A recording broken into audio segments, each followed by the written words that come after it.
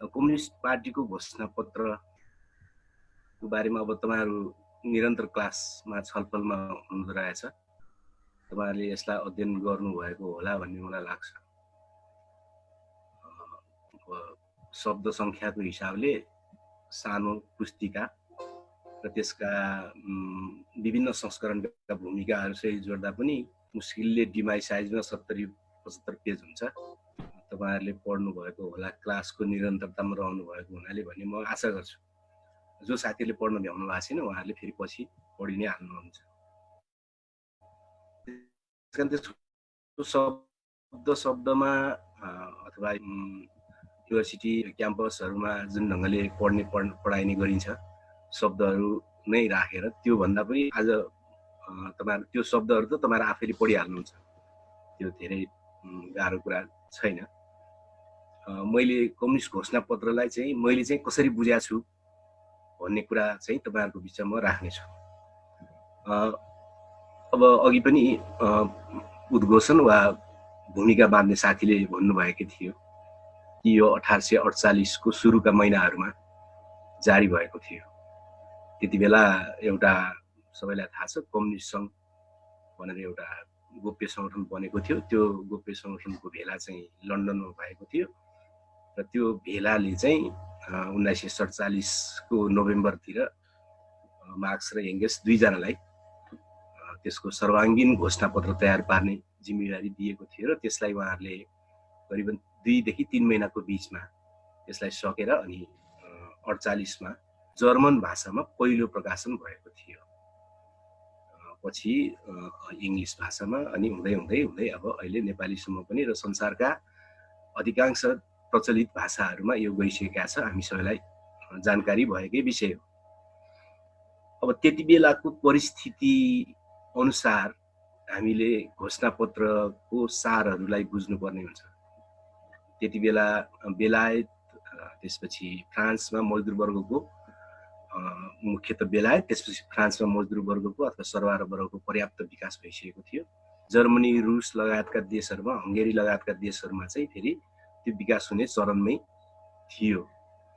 यस्तो अवस्थामा जसबेला मार्क्सवादी भाषामा भन्दाखेरि प्रतिस्पर्धात्मक पुँजीवादको युग थियो।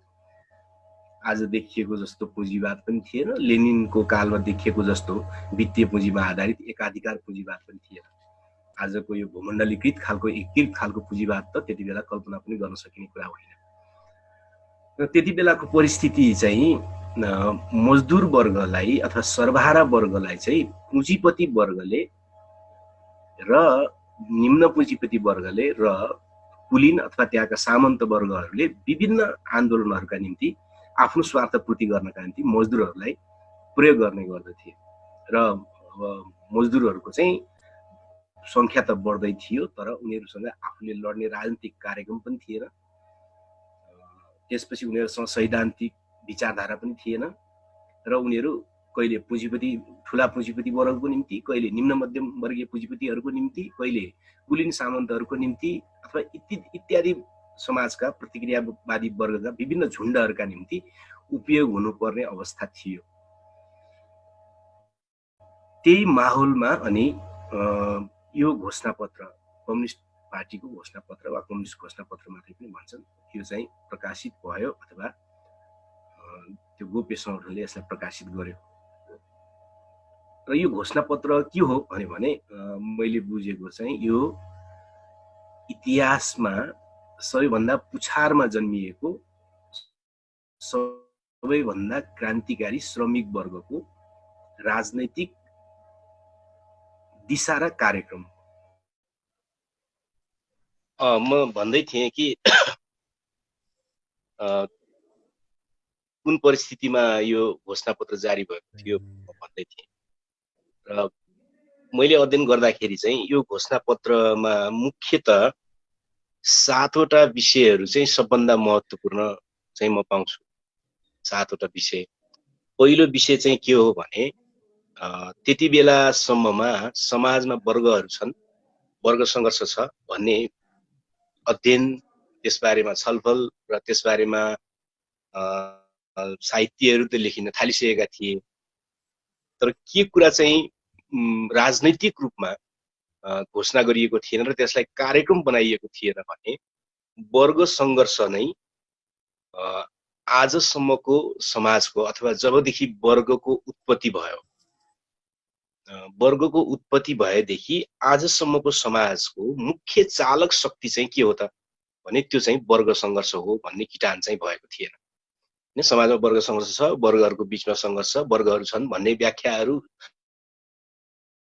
त्यस्ता साहित्य चाहिँ वर्ग सङ्घर्ष नै वर्गीय समाजको चालक शक्ति हो र अहिलेसम्मको लिखित इतिहास चाहिँ वर्ग सङ्घर्षले नै निर्देशित गरेको, मुख्य सञ्चालन गरेको इतिहास हो र त्यो वर्ग सङ्घर्षलाई तीव्रता साथ सर्वहारा वर्ग अथवा मजदुर वर्गले अगाडि बढाउने हो भने चाहिँ मजदुर वर्गले आफ्नो मुक्ति पाउन सम्भव छ अथवा सबै प्रकारका हिजोका तमाम उत्पादन सम्बन्धहरू वा शोषक वर्गीय सम्बन्धहरूलाई अन्त्य गर्न सम्भव छ भन्ने पहिलोचोटि घोषणा चाहिँ यही घोषणा पत्र मार्फत भएको थियो र जो कम्युनिस्ट घोषणा पत्रको पहिलो परिच्छेदको यो सबैभन्दा ठुलो उद्घोषण वा घोषणा थियो। त्यसकारणले वर्ग सङ्घर्षलाई नै राजनीति वा समाज सञ्चालन वा उत्पीडित वर्ग र समुदायको मुक्तिको एउटा मुख्य हतियारका रूपमा यो घोषणा पत्रले अघि सारेको हुनाले संसारभरिका हिजोदेखि आजसम्मका कम्युनिस्टहरूको निम्ति अथवा जसले आफूलाई कम्युनिस्ट भनेर दाबी गर्छ वा कम्युनिस्ट आन्दोलन चलाउन चाहन्छ वा कम्युनिस्ट पार्टी बनाउन चाहन्छ उसको निम्ति चाहिँ वर्ग सङ्घर्ष सञ्चालन बिना अथवा वर्ग सङ्घर्षको पक्षधर्ता बिना वा आफू एउटा निश्चित शोषित वर्गको पक्षमा दृढतापूर्वक नउभिएसम्म चाहिँ त्यो कम्युनिस्ट हुन नसक्ने मापदण्ड चाहिँ यो घोषणा पत्रले पहिलो अध्यायमा स्थापित गर्छ। त्यसकारणले घोषणा पत्रको चर्चा गर्दाखेरि चाहिँ जहिले पनि चर्चा गर्दाखेरि सामान्यतया चाहिँ यसका व्यापक आयामहरूमा हैन अर्थशास्त्रका व्यापक आयाममा वा समाजशास्त्रका व्यापक आयाममा हामी जति पनि छलफल गर्न सक्छौँ तर मुख्य कुरा घोषणा पत्रले सबैभन्दा पहिले अघि सारेको कुरा चाहिँ के हो त भने कुनै पनि मानिस वर्ग सङ्घर्षको पक्षमा छ कि छैन, एक। दोस्रो, यदि वर्ग सङ्घर्षको पक्षमा छ भने ऊ सर्वहारा वर्गीय वा श्रमिक वर्गीय वर्गको पक्षधर्तामा ऊ छ कि छैन र उसले वर्ग सङ्घर्ष सञ्चालन गर्न राजनैतिक अभियान चलाउँछ कि चलाउँदैन हैन। राजनीतिक अभियान चाहिँ वर्ग सङ्घर्षको पक्षमा नचलाउने, वर्ग सङ्घर्ष चाहिँ नचलाउने वा स्पष्ट श्रमिक वर्गको पक्षमा उभिएर शोषक वर्गको विरुद्धमा चाहिँ जाइ नलाग्ने तर चाहिँ फेरि कम्युनिस्ट चाहिँ बनिराख्ने भन्ने जो विभिन्न संसारभरि विकसित भएका विभिन्न अवसरवादी धाराहरू, संशोधनवादी धाराहरूले त्यसपछि र अहिलेसम्म पनि विभिन्न ढङ्गले प्रचार गर्छन् वा व्यवहार गर्छन् वा त्यसका आधारमा मान्छेलाई मतिभ्रष्ट बनाउँछन्, त्यो सबै चिजका विरुद्ध उभिने हो भने चाहिँ घोषणा पत्रको यो पंक्तिलाई अथवा वर्ग सङ्घर्ष नै समाजको मुख्य चालक शक्ति रहँदै आएको थियो र वर्ग सङ्घर्षलाई अगाडि बढाउँदाखेरि मात्रै शोषक वर्गीय सम्पूर्ण सम्बन्धहरूलाई, उत्पादन सम्बन्धहरूलाई, सामाजिक सम्बन्धहरूलाई, यावत सम्बन्धहरूलाई ध्वंस गर्न सम्भव छ भन्ने सैद्धान्तिक मान्यतालाई चाहिँ सबभन्दा पहिले पक्रिनु पर्ने हुन्छ। घोषणा पत्रको पहिलो उद्घोष चाहिँ पौने 200 वर्ष अगाडिको यही नै थियो। दोस्रो यसको महत्त्वपूर्ण कुरा भनेको चाहिँ के हो भने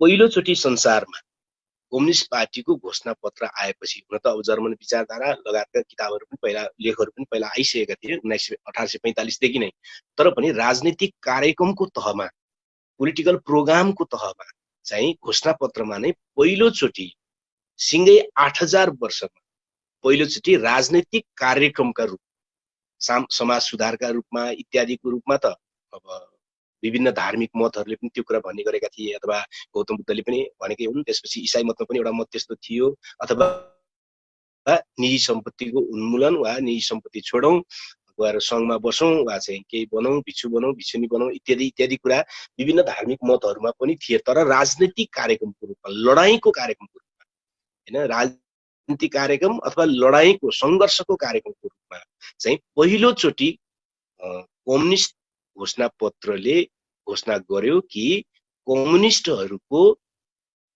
सिङ्गो कार्यक्रमलाई अथवा उनीहरू कस्तो संसार बनाउन चाहन्छन् त भनेर एक वाक्यमा भन्ने हो भने निजी स्वामित्वको उन्मूलन भनेर घोषणापत्रले घोषणा गर्यो। यो इतिहासमा पहिलोचोटि 8000 वर्षको इतिहासमा पहिलोचोटि राजनैतिक कार्यक्रमको रूपमा, त्यो कुनै समाज सुधारको गर्ने इत्यादि गर्ने रूपमा होइन कि वर्ग सङ्घर्ष गरेर प्राप्त गर्ने, वर्ग सङ्घर्षको बाटो हिँडेर प्राप्त गर्ने सामाजिक संरचना, आर्थिक व्यवस्था वा सिङ्गो राजनीतिक प्रणालीको सन्दर्भमा नै उसले के घोषणा गर्यो भने निजी सम्पत्तिको उन्मूलन। फेरि अब निजी सम्पत्तिको उन्मूलनको घोषणा गर्दाखेरि चाहिँ अब त्यहाँ त्यति बेला पुँजीपति वर्गले कम्युनिस्टहरूमाथि अहिले पनि लगाउँछन्, त्यति बेला पनि आरोप लगाएका थिए कि यिनीहरू त निजी सम्पत्तिको उन्मूलन गर्ने भनेपछि त सबै कुरा सिद्धाउने भए, व्यक्तिको स्वतन्त्रता सिद्धाउने भए, सबै कुरा सिद्धाउने भए चाहिँ उनीहरूमाथि आलोचना हुन्थ्यो। त्यसको पनि घोषणापत्रले सुस्पष्ट रूपमा जवाफ दिएको छ। केहीले भनेको छ कि निजी सम्पत्तिको अर्थ यो होइन कि मजदुर वर्गले अथवा एउटा मजदुरले आज के खाउँ भोलि के खाउँ गरेर ज्याला थापेको निजी सम्पत्तिको कुरा गरिएको होइन। त्यो त उसको निजी सम्पत्तिको रूपमा बच्नै सक्दैन, किनकि त्यो निजी सम्पत्ति त उसले खानै पुग्दैन त कसरी बचाउँछ। त्यसकारण त्यो निजी सम्पत्तिको मात्रै कुरा गरिएको जसलाई उनीहरूले भने निजी स्वामित्व अथवा पुँजीवादी निजी स्वामित्व। पुँजीवादी निजी स्वामित्वले चाहिँ के गर्ने भयो त भने त्यो सम्पत्ति थप्ने भयो, त्यसपछि त्यो सम्पत्ति मार्फत फेरि अर्को व्यक्तिको शोषणका निम्ति त्यसले प्रयोग गर्ने भयो। त्यसकारण त्यस्तो निजी सम्पत्तिको उन्मूलन, जहाँसम्म गरिबहरूको सम्पत्तिको कुरा छ त्यो त उनीहरूलाई जीवन चलाउनै पुग्दैन त, त्यो कुनै पुँजीवादी सम्पत्ति होइन। शोषण गर्नका निम्ति त्यसलाई प्रयोग गरिन्छ, त्यस्तो निजी सम्पत्तिको कुरा गरियो। त्यसकारणले घोषणापत्रलाई बुझ्ने अथवा कम्युनिस्ट आन्दोलनलाई बुझ्ने, कम्युनिस्ट घोषणापत्रलाई बुझ्ने सन्दर्भमा चाहिँ एउटा सबभन्दा महत्त्वपूर्ण कुराभित्र यो पर्दछ कि निजी सम्पत्तिको उन्मूलन। अब यदि कम्युनिस्ट घोषणापत्र पढ्ने वा कम्युनिस्ट पार्टी निर्माण गर्न खोज्ने वा कम्युनिस्ट आन्दोलन चलाउन खोज्ने, आफू कम्युनिस्टमा रूपान्तरण खोज्ने हो भने चाहिँ त्यो चाहिँ कम्युनिस्ट आन्दोलनको बाटो हुन सक्दैन हैन। संसारभरिका अवसरवादीहरू, संसारभरिका यो बीचमा विकसित भएका पुँजीवादीहरू जसले कम्युनिस्टको खोल ओर्छन्, कहिले कम्युनिस्ट आन्दोलनबाट विचलित भएर हिँड्छन्, उनीहरूले थुप्रै प्रकारको आफ्नो सम्पत्ति कुम्लाउँदै जाने, निजी सम्पत्ति, निजी स्वामित्वमा आधारित उद्योग, कल कारखाना, निजी कलेज हैन, ब्याङ्कहरू, ब्याङ्कका सेयरहरू त्यो थप्दै जाने र उनीहरूले फेरि कम्युनिस्ट पार्टी पनि चलाउँदै जाने, जुन खालको विकृति आउने गर्छ त्यो चाहिँ घोषणापत्रको बाटो होइन हैन। घोषणापत्रको बाटो अथवा घोषणापत्रले चाहेको अथवा कम्युनिस्ट पार्टीले चाहेको वा कम्युनिस्ट सिद्धान्तले चाहेको जे भने पनि हामी के बुझ्छौँ भने यो दोस्रो मुख्य विषयवस्तु हो कम्युनिस्ट घोषणापत्रको कि कम्युनिस्टहरूको राजनैतिक कार्यक्रम, आर्थिक कार्यक्रम वा सामाजिक व्यवस्थाको कार्यक्रम के हो भने निजी स्वामित्वको उन्मूलन हो।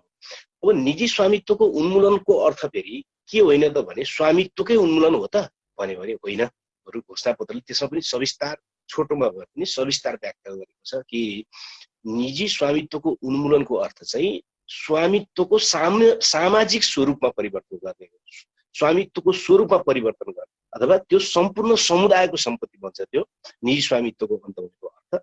त्यसको मतलब हो त्यो स्वामित्वको स्वरूपमा चाहिँ त्यसले परिवर्तन गर्दछ भनेर भन्छ। दोस्रो कम्युनिस्ट पत्रको दोस्रो महत्त्वपूर्ण बुँदा मलाई त्यो लाग्छ। तेस्रो महत्त्वपूर्ण बुँदा चाहिँ उसले के घोषणा गर्छ भने त्यति बेलासम्म र अहिले पनि मान्छेहरू, धेरै मानिसहरूलाई के लागेको छ भने पुँजी अथवा सम्पत्ति जे भनौँ, पुँजी चाहिँ व्यक्तिले आर्जन गरेको हो र व्यक्तिले आर्जन गर्ने कुरा हो भन्ने धेरै भ्रमपूर्ण विचार पुँजीवादले त्यति बेला पनि र अहिले पनि प्रचार गर्ने गरेको छ र त्यसको भ्रममा धेरै मानिसहरू पर्ने गरेका छन्। तर घोषणापत्रले पहिलोचोटि राजनीतिक अर्थशास्त्रको कोणबाट यो कुरा उसले प्रश्न पार्यो, घोषणा पनि गर्यो र प्रश्न पनि पार्यो र पुँजीवादको भ्रमलाई खण्डन पनि गर्यो। त्यो के त भन्दाखेरि पुँजी चाहिँ सामाजिक ढङ्गले मात्रै निर्माण सम्भव हुने चिज हो। पुँजी निर्माण कुनै एक व्यक्तिले निर्माण गर्न सम्भव छैन, बरु त्यहाँ सामूहिक श्रम लाग्न सक्दछ, त्यहाँ विनिमयको समयमा अर्को समूह प्रवेश गर्दछ, त्यसपछि वितरणको समयमा अर्को मान्छे प्रवेश गर्दछ। त्यस्ता धेरै प्रक्रियाहरू, सामाजिक प्रक्रियाहरू अथवा सिङ्गै समाज त्यसमा सहभागी भएपछि मात्रै पुँजी निर्माण हुन्छ। त्यसकारणले पुँजी कुनै एकल व्यक्तिले आफ्नो स्वामित्वमा राख्ने र अरूलाई पुँजीहीन बनाउने, अरूको चाहिँ त्यो होइन मेरो मात्रै हो भनेर अन्तिममा नाफा बटुल्ने, नाफा पोको पार्ने जो व्यक्ति वा समूह हुन्छ त्यसले मैले बनाएको पुँजी भनेर जो भनिराखेका हुन्छ पुँजीवादमा, त्यो चाहिँ सबभन्दा ठुलो धोखाधडी हो, सबभन्दा ठुलो चाहिँ जालसाजी हो भनेर घोषणापत्रले प्रश्न पार्छ। यो विषय अहिले पनि नेपाली समाजको कुरा गर्नुहोस् वा अहिले पनि जनसाधारणको स्तरमा यो विषय अझैसम्म पनि ठिक ढङ्गले पुग्न सकेको छैन। अहिले पनि मानिसलाई के लाग्छ भने कसैले पुँजी जम्मा गर्यो भने त्यसको भाग्यको कारणले जम्मा भयो वा उसको मेहनतको कारणले जम्मा भयो वा उसको प्रतिभा क्षमताको कारणले जम्मा भयो वा उसले टेक्निक जान्यो वा इत्यादि इत्यादि भन्ने गरिन्छ। तर कुरा त्यसो छैन। राजनीतिक अर्थशास्त्र वा अर्थशास्त्रका सबै कुराहरूलाई एक ठाउँमा राखेर हेर्यो भने पुँजी चाहिँ सामूहिक ढङ्गले मात्रै निर्माण हुन सम्भव छ अथवा सिङ्गै समाजको अन्तर्क्रियाद्वारा मात्रै पुँजी निर्माण हुन सम्भव छ। त्यसकारण सिङ्गो समाजको अन्तर्क्रियाद्वारा पुँजी निर्माण हुने भएको हुनाले त्यो पुँजी स्वाभाविक रूपमा सामाजिक वस्तु हो, सामाजिक चिज हो। त्यो कुनै एक व्यक्तिले धेरै जम्मा गर्न पाउने विषय त्यो होइन, हुँदै होइन। जसरी एक व्यक्तिको एक समूहको एउटा कम्पनीको नाममा जब पुँजी थुप्रिँदै जान्छ र उसले मेरो भनेर जो भन्छ त्यो चाहिँ पुँजीवादले निर्माण गरेको षड्यन्त्रको कथा मात्रै हो, उसले पुँजीवादले निर्माण गरेको षड्यन्त्र मात्रै हो र त्यो षड्यन्त्रलाई टिकाउनका निम्ति उसले कानुन बनाउने, साहित्य बनाउने इत्यादि इत्यादि गरेको मात्रै हो। हाबी थियो भन्ने कुरा पनि देखिन्छ, किन त्यो स्वाभाविक छ। किनकि त्यति बेला महिला मुक्तिको कुरा वा इत्यादि कुरा चाहिँ कम्युनिस्टहरूले उठाउन त थाले, व्यवस्थित ढङ्गले उठाउन थाले, तर पनि उनीहरूको सोच्ने तरिका, उनीहरूको लेख्ने तरिका चाहिँ लेखनको शैली वा लेखनमा प्रयुक्त हुने शब्दहरू चाहिँ फेरि पितृसत्तावादबाट धेरै ढङ्गले प्रभावित देखिन्छ। तपाईँहरूले त्यो घोषणापत्रका कतिपय बुँदाहरू हेर्नुभयो भने पाउनुहुन्छ कि त्यहाँ चाहिँ सरबारका स्वास्नीहरूले अथवा श्रीमतीहरूले भन्ने प्रयोग भएको छ, जो कि श्रीमती पनि त सरबारभित्रै पर्छ नि, तर चाहिँ सरबारलाई चाहिँ पुरुष र चाहिँ श्रीमतीलाई चाहिँ नसरबार भने जस्तो त्यस्तो शब्दहरू त्यहाँ प्रयोग भएको छ। त्यो चाहिँ त्यति बेला पितृसत्ताले निर्माण गरेको सोच्ने लेख्ने शैली, सोच्ने तरिका र लेखकहरूमा रहेको थाहा पाएर वा थाहा नपाएर चाहिँ रहेको चाहिँ पितृसत्तावादी त्यस प्रकारको शैली चाहिँ त्यहाँ अभिव्यक्त भएको छ। तर त्यो मुख्य कुरा होइन। मुख्य कुरा चाहिँ के हो त भने महिला मुक्तिका सन्दर्भमा चाहिँ ऐतिहासिक ढङ्गले नयाँ सिद्धान्त वा नयाँ बाटो चाहिँ यो घोषणापत्रमा चाहिँ अभिव्यक्त भएको छ। उसले भन्छ कि आजसम्मको जति पनि पितृसत्तात्मक समाज छन् त्यहाँ महिलाहरूमाथि जे जति विवाह प्रणालीहरू लादिएको छ त्यो सबै चाहिँ पुरुषहरूको निम्ति चाहिँ बहुपत्नी प्रथा जस्तै हो हैन। पुरुषहरूको निम्ति सामूहिक चाहिँ पत्नी प्रथा जस्तो मात्रै हो। त्यहाँ महिलाहरूको स्वतन्त्र रूप नै छैन, उनीहरू चाहिँ स्वतन्त्र रूप छैन। र मजदुर वर्गमा पुँजीपति वर्गले जो परिवारको कुरा गर्दछ र परिवारको चाहिँ पवित्रताको कुरा गर्दछ, त्यो पुँजीपति वर्गभित्र त त्यो हदै धम्मको चाहिँ नैतिकहीन भएर पतन भइसकेको छ र मजदुर वर्गको निम्ति चाहिँ उसले वेश्यावृत्ति पनि लादिरहेको छ, मजदुर वर्गको चाहिँ यौन शोषण पनि गरिरहेको छ र मजदुरहरूको आफ्नै पारिवारिक जीवन चाहिँ कुनै स्वस्थ प्रेममा आधारित हुन उसले दिइरहेको छैन, बरु परिवारलाई सिङ्गै किनबेचको माध्यम बनाइरहेको छ र वा निजी पुँजीको आधारमा, निजी सम्पत्तिको आधारमा परिवारलाई चाहिँ टुक्रा टुक्रा वा चाहिँ त्यसका भावनात्मक अनुरागात्मक चिजहरूलाई नष्ट गर्ने गरेको छ। त्यस कारणले महिलाहरूको मुक्ति तब मात्रै सम्भव छ जब निजी सम्पत्तिमा आधारित परिवारको अन्त्य हुन्छ अथवा निजी सम्पत्तिमा आधारित सम्पूर्ण मानवीय सम्बन्धहरूको अन्त्य हुन्छ। त्यसपछि मात्रै वास्तविक प्रेम, वास्तविक बच्चाहरूप्रतिको स्नेह सहितको परिवार अथवा सम्बन्ध कस्तो परिवार हुन्छ त्यो साम्यवादी समाजमा मानव जातिको चेतना वा सम्बन्ध कहाँ पुग्छ त्यस बेला नै निर्धारित हुन्छ। तर आजको जस्तो परिवार जो निजी सम्पत्तिमा आधारित छ, निजी सम्पत्तिमा आधारित भएर लोग्ने र स्वास्नीको बिचमा सम्बन्ध बन्नुपर्ने बाध्यता छ, बच्चाहरूसँग चाहिँ ठुला मान्छेहरू आमा बाबुको सम्बन्ध बन्नुपर्ने जो बाध्यता छ, त्यो निजी सम्पत्तिमा आधारित त्यो परिवारको मुक्ति, त्यसबाट महिलाहरूको मुक्ति चाहिँ निजी सम्पत्तिको उन्मूलन पछि मात्रै हुनेछ। किन स्वतन्त्रताको अन्तिम अध्याय जो निजी सम्पत्तिको उन्मूलन पछि सुरु हुन्छ त्यसपछिको त्यो युगमा मात्रै सम्भव छ भनेर महिला मुक्तिको बारेमा ठोस, व्यवस्थित र ऐतिहासिक कार्यक्रम घोषणापत्रले अगाडि सार्यो। अहिलेसम्म पनि महिला मुक्तिका सन्दर्भमा नारीवाद भनेर नारीवादका सन्दर्भमा विभिन्न खालका नारीवादहरू हैन, विभिन्न धाराहरू नारीवादका जन्मिरहेका छन्। पुँजीवाद अन्तर्गत। तर ती सबैले धेरै कुराहरू गर्दछन्। महिलामाथिको उत्पीडनको कुरा गर्दछन्, महिलाहरूको उत्पीडनको विरोध गर्दछन्, महिलाहरूले चाहिँ कानुनी उपचार पाउनुपर्छ, महिलाहरूको शरीर शोषण हुनु हुँदैन, महिलाहरूको बेचबिखन हुनु हुँदैन इत्यादि कुराहरू तिनीहरूले अगाडि सार्छन्। तर 1848 मा कम्युनिस्ट पार्टीको घोषणा पत्रले अगाडि सारेको कुरालाई नारीवादी अभियानहरू, पुँजीवादी नारीवादी अभियानहरूले आधारभूत कुरा चाहिँ उनीहरूले छोडिदिन्छ। त्यो के कुरा छोडिदिन्छन् त भन्दाखेरि चाहिँ निजी सम्पत्तिको उन्मूलन गर्ने राजनैतिक व्यवस्था बिना चाहिँ महिलाहरूमाथिका तमाम उत्पीडनहरू चाहिँ अन्त्य हुँदैन। कि मूल कुरा नै निजी सम्पत्ति र पितृसत्तामा गएको निजी सम्पत्ति, पितृसत्ता अथवा पुरुष सत्तामा आधारित निजी सम्पत्तिको उन्मूलन, त्यो निजी सम्पत्तिमा आधारित परिवारको अन्त्य र त्यसपछि अनि मात्रै स्वतन्त्र मानव जीवनको अध्यायको सुरुवात सँगसँगै महिला पनि स्वतन्त्र हुन्छ भन्ने जो अवधारणा मुख्य कम्युनिस्टहरूले अगाडि सारेको घोषणापत्र,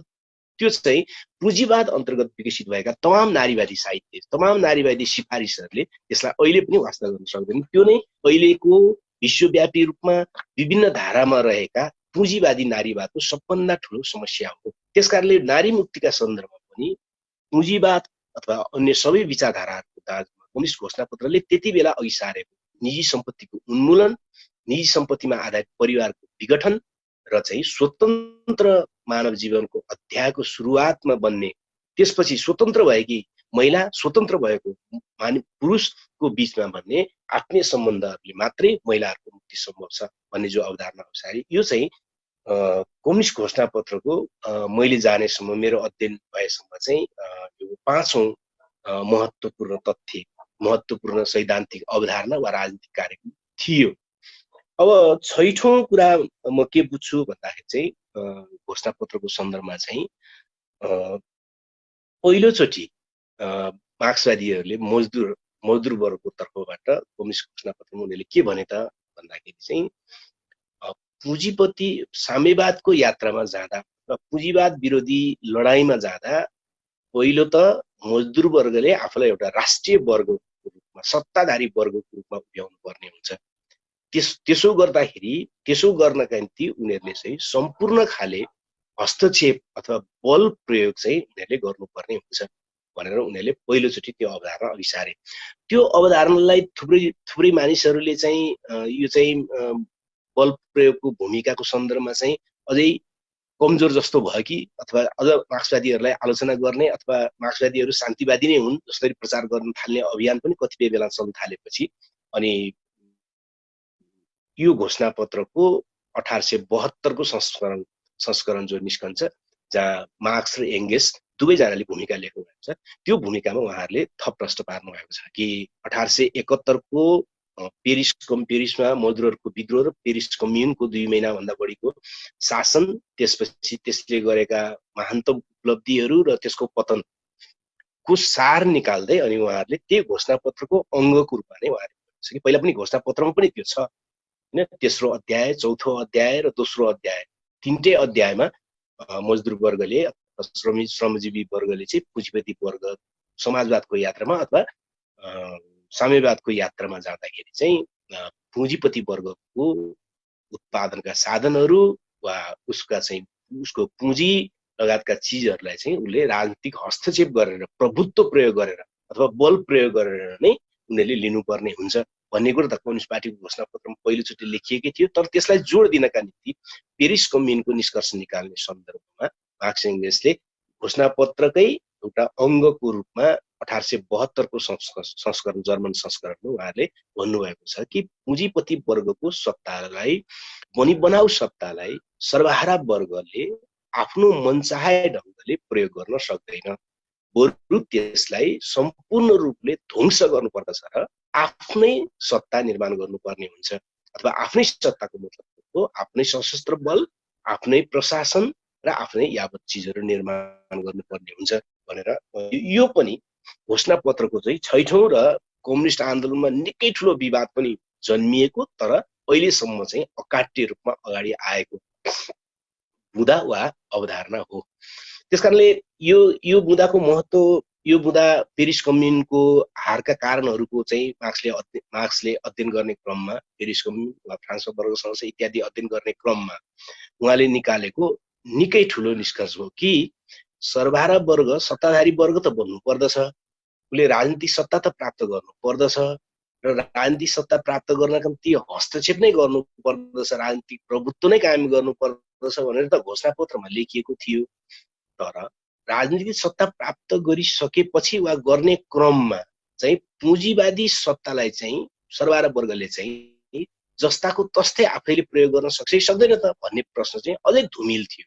त्यो धुमिल प्रश्नलाई अनि पेरिस कम्युनको अध्ययनको निष्कर्ष निकाल्ने सन्दर्भमा र यही घोषणापत्रको 1872 को जर्मन संस्करणमा भूमिका लेख्ने सन्दर्भमा मार्क्स एङ्गल्स दुवैजनाले लेख्नु भएको छ। लेख्ने सन्दर्भ उहाँले प्रश्न पार्नुभयो कि सर्वहारा वर्गले पुँजीपति वर्गको प्रशासन, पुँजीपति वर्गको शस्त्र बल अथवा सत्तालाई जस्ताको तस्तै आफ्नो हितको निम्ति प्रयोग गर्न सक्दैन, बरु त्यसलाई उसले सम्पूर्ण रूपमा ध्वंस गरेर मात्रै, नयाँ निर्माण गरेर मात्रै आफ्नो सत्ता चाहिँ अगाडि बढाउन सक्छ भन्ने जो निष्कर्ष निकालियो, त्यो निष्कर्ष चाहिँ सर्वाधिक महत्त्वपूर्ण बुँदाहरूमध्ये पर्दछ भन्ने अहिले मेरो अध्ययनमा छ र यसको महत्त्व सर्वकालिक रहेको छ हैन।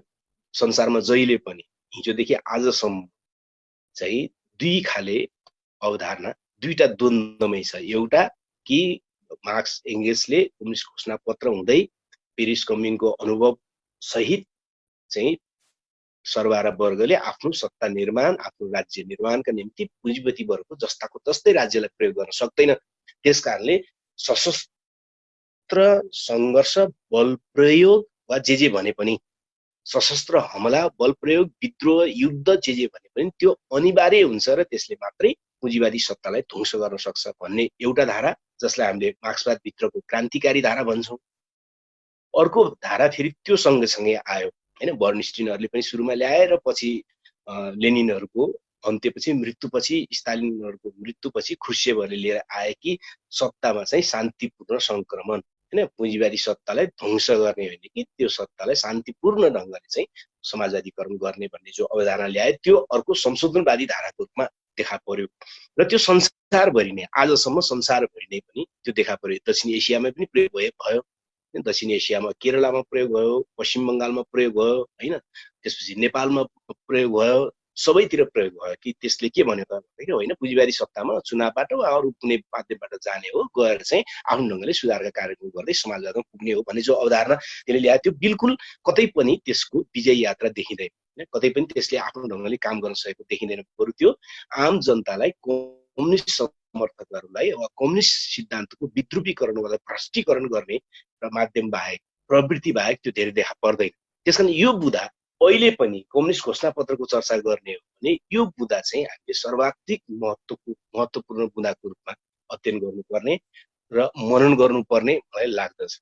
अब अर्को सातौं बुँदा चाहिँ नैतिकता सम्बन्धी छ। कम्युनिस्ट घोषणापत्रले कम्युनिस्ट नैतिकता सम्बन्धी एउटा आधारभूत अवधारणा अघि सारेको छ। त्यो कम्युनिस्ट घोषणापत्रको अन्तिम परिच्छेदमा, चौथो परिच्छेदको अन्तिमतिर त्यसले घोषणा गर्छ कि कम्युनिस्टहरूले आफ्नो उद्देश्य कहिले पनि लुकाउँदैनन् र त्यस्तो लुकाउने कार्यलाई कम्युनिस्टहरूले सबभन्दा घृणास्पद ठान्छन्, घृणा गर्न लायक ठान्छन्।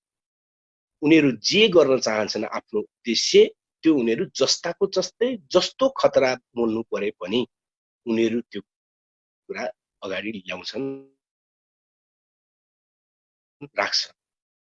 यो चाहिँ कम्युनिस्ट राजनीतिको नैतिकताको बीचको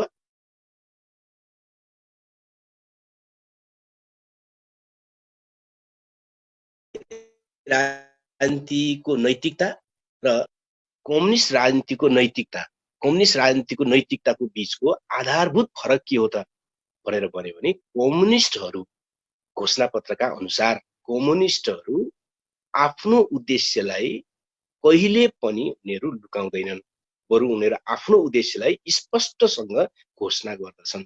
तर पुँजीवादीहरू के गर्छन् भने, पुँजीवादीहरू चाहिँ आफ्नो उद्देश्यलाई स्पष्ट रूपमा अगाडि राख्दैनन्, बरु जे गर्ने हो त्यो नगर्ने भन्छन् र जे गर्ने हो त्यसलाई उनीहरू लुकाउँछ। जस्तो कि हामी उदाहरण हेरौँ कि कम्युनिस्टहरूले भने कि हामीले पुरानो सत्तालाई ध्वस्त गर्न चाहन्छौँ भनेर उनीहरूले सिधा भने। दोस्रो, हामी पुँजीपति वर्गमाथि अधिनायकत्व लागू गर्न चाहन्छौँ अथवा प्रभुत्व कायम गर्न चाहन्छौँ, उनीहरूले लुकाएनन्। र सत्ता भनेको एक वर्गले अर्को वर्गलाई दमन गर्ने हतियार बाहेक केही पनि होइन। यो तीनटा कुरा उनीहरूले प्रष्ट हो। तर पुँजीवादीहरूले के भन्छन् भने राज्य भनेको लोक कल्याणकारी यन्त्र हो भन्छ। जबकि राज्य मार्फत उनीहरू सम्पूर्ण श्रमजीवीहरूमाथि लुटिरहेका हुन्छन्। गर्ने काम त उनीहरूले लुट्नै हो, गर्न खोजेको उनीहरूले लुट्नै हो। तर उनीहरूले भन्ने बेलामा के भन्छन्, राज्य भनेको लोक कल्याणकारी चिज हो भनेर झुठो भन्छन्। हैन, उनीहरूले गर्दाखेरि त अधिनायकत्व नै लागू गरिरहेका हुन्छन्। सम्पूर्ण कानुन, सम्पूर्ण जेल, सम्पूर्ण प्रशासन, सम्पूर्ण सुरक्षा पंक्ति निर्माण गरेर हतियारमा लगानी गरेर उनीहरू सम्पूर्ण श्रमजीवी र आम न्यायप्रेमी मानिसहरूमाथि अधिनायकत्व नै लागू गरिरहेका हुन्छन्, हुकुम नै लागू गरिरहेका हुन्छन्, आधिपत्य नै लागू गरिरहेका हुन्छन्। तर उनीहरू भन्ने बेलामा के भन्छन् भने हामी सम्पूर्ण जनताको समृद्धिका निम्ति, सम्पूर्ण जनताको चाहिँ न्यायको निम्ति, सम्पूर्ण जनताको देशको हामी अभिभावक हौँ भनिरहेका हुन्छन्। यसरी पुँजीवादले राजनीतिक नैतिकताको सन्दर्भमा एउटा जुन बठ्याइ गर्दै आएको थियो, अथवा जे गर्ने हो त्यो नभन्ने, जे नगर्ने हो त्यो भन्ने गर्दै आएको थियो, त्यसलाई कम्युनिस्ट पार्टीको घोषणापत्रले पहिलोचोटि नैतिकताको दायरा स्पष्ट पारिदियो। त्यो के पारिदियो त भने कम्युनिस्टहरू आफ्नो उद्देश्यहरू ढाक्नुलाई, लुकाउनुलाई उनीहरू घृणास्पद ठान्दछन्। जतिसुकै खतराको बिचमा पनि उनीहरू त्यो उद्देश्य उनीहरू प्रष्ट रूपमा भन्छन्। यसरी मेरो अध्ययनमा सामान्यतया यी 7 कुराहरू चाहिँ कम्युनिस्ट घोषणापत्रका मुख्य कुराहरू, 7वटा कुरा। अब त्योसँगै जोडेर आउने केही सन्दर्भहरू पनि छन्। एउटा अर्को विषय पनि छ त्यहाँ। त्यो के विषय छ भन्दाखेरि अर्को एउटा विषय यो जतिकै महत्त्वपूर्ण छ कि सर्वहारा वर्गले अथवा श्रमिक वर्गले आफ्नो स्वतन्त्र राजनैतिक उद्देश्यमा आधारित आफ्नै नेतृत्वमा राजनैतिक आन्दोलन चलाउँदैन भने चाहिँ उसले दिने पुँजीपति वर्गलाई उसले दिने सम्पूर्ण आन्दोलनहरूमा जो सफलता मिल्दछ त्यो सफलता चाहिँ मूलतः पुँजीपति वर्गलाई फाइदा मात्रै हुन्छ भन्ने अर्को व्याख्यान, एउटा तथ्यपूर्ण व्याख्यान घोषणापत्रले अगाडि सारेको छ।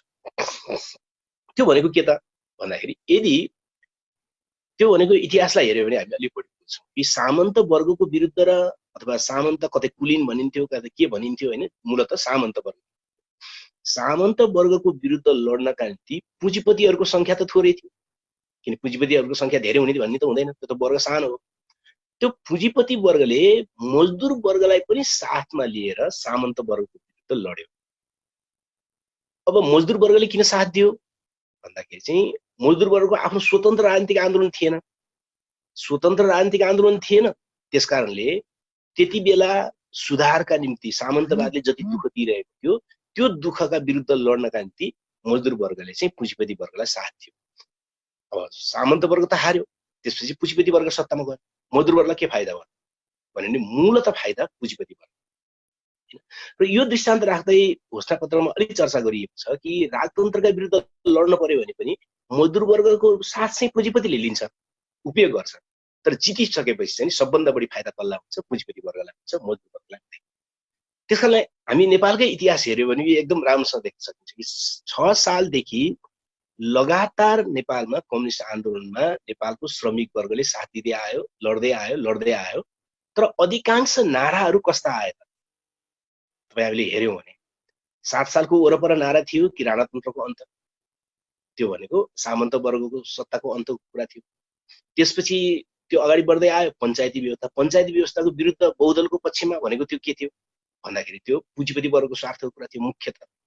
त्यसपछि आयो फेरि गणतन्त्रको कुरा आयो, गणतन्त्रको कुरा के थियो त भने त्यो सामन्त वर्गको अन्त्य र पुँजीपति वर्गको फाइदाको कुरा थियो मुख्यतः।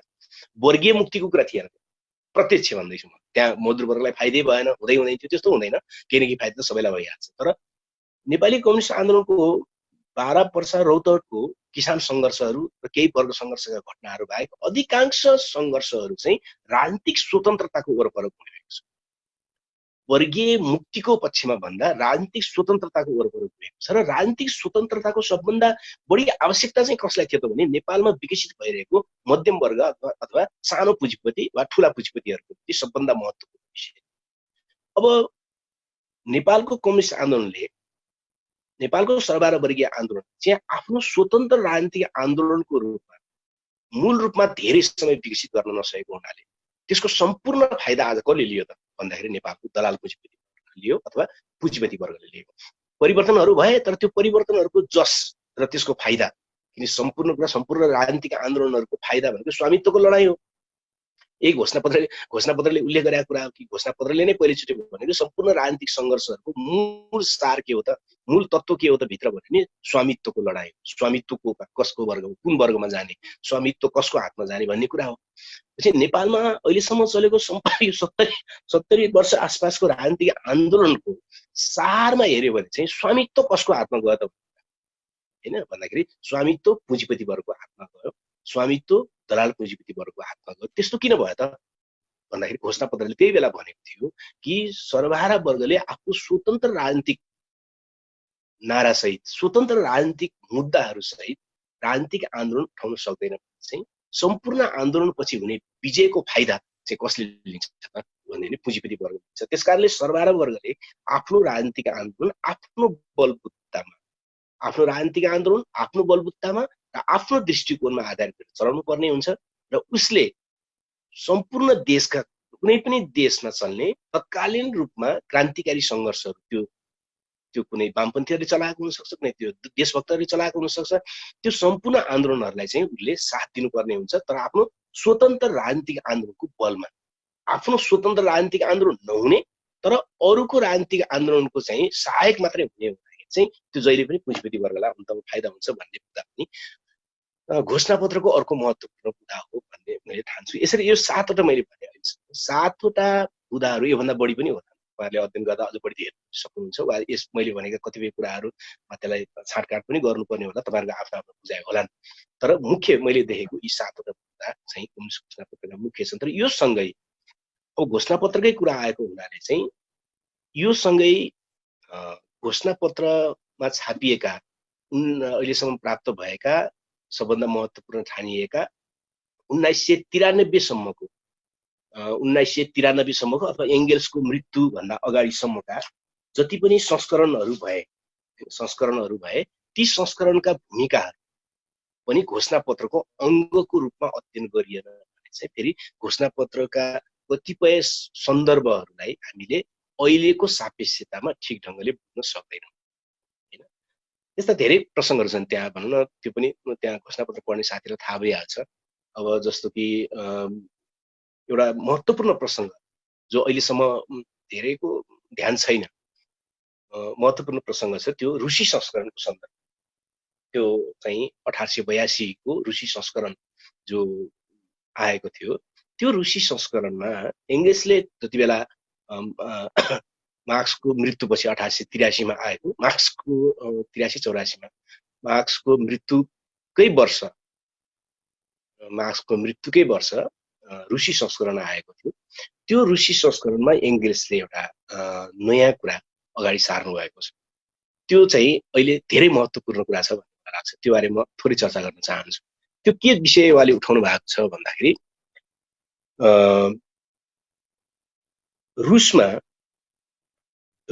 रुसमा चाहिँ 50% भन्दा बढी भूमि त्यति बेला किसानहरूको सामूहिक भूमिको रूपमा रहेको थियो।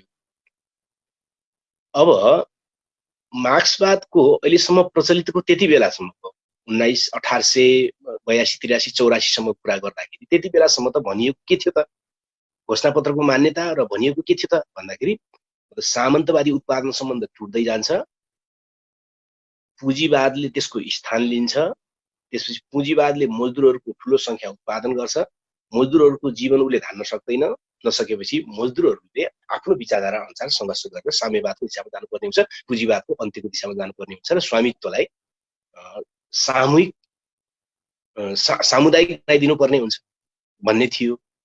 तर रुसको त्यति बेला सङ्घर्ष उठ्ने क्रममा चाहिँ एउटा नयाँ सन्दर्भ आइपुग्यो, किनकि घोषणापत्रमा रुसको त्यो जमिनको स्थिति उहाँहरूलाई थाहा थिएन। थाहा थिएन अथवा उल्लेख छैन भनौँ न। पछि उहाँहरूले अध्ययन गर्दै जाँदा थाहा पाउनुभयो कि त्यहाँ मात्रै होइन, रुसमा त 50% जति भूमि नै किसानहरूको सामुदायिक भूमिको रूपमा रहेको रहेछ।